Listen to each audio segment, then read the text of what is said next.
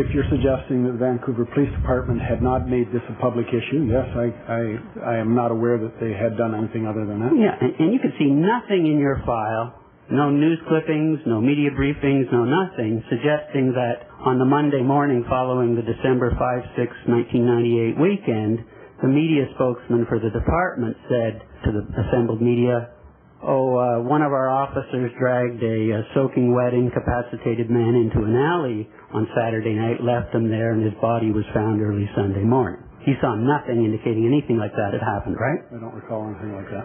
And you could tell from looking at the file that, and the media accounts in the file, that the family back east in New Brunswick had actually been told that the man had died in some sort of hit-and-run accident, right? I believe that's the case, yes. By the police? By the police. So you could tell clearly that the Vancouver police had either overlooked, concealed, or ignored the circumstances of Frank Paul's death and concealed those circumstances from both the public and the family. You could tell that, right? I could tell that they had given erroneous information. All of your radar must have gone up. Here you had the police department giving erroneous information to the family about the manner in which this man had died. Didn't that cry out for a public airing through your process? I think you're ascribing a good deal more authority to the inquest process than what I believe to be the case. The issues that you're raising are issues surrounding such things as criminality, code of conduct issues, of potential racism. All of those things are issues of fault, blame, or liability.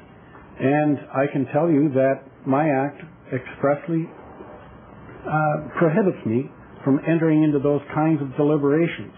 Well, whether or not I agree with what was done or what the system is doesn't change the fact that I have certain authorities and I have other authority that I do not have, that I am not able to do.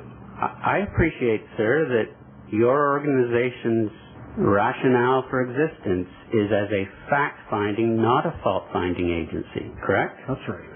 But that it does have a public responsibility to publicly air deaths in certain circumstances, partly with a view to preventing similar deaths in the future.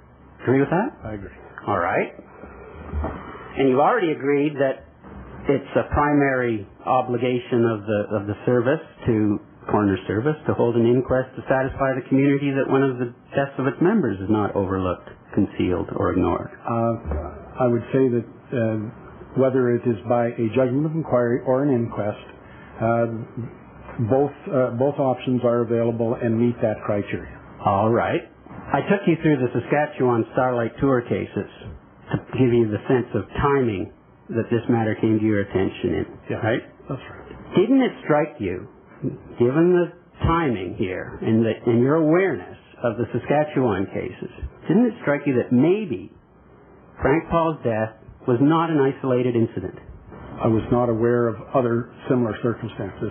Right.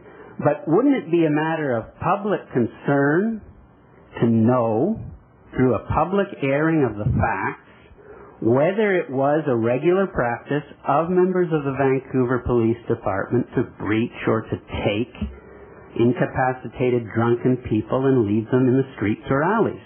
I agree with that. The only ones that would come to your attention, perhaps, cases similar, would be death cases, right? Cases of death? Cases of death. Correct. Right.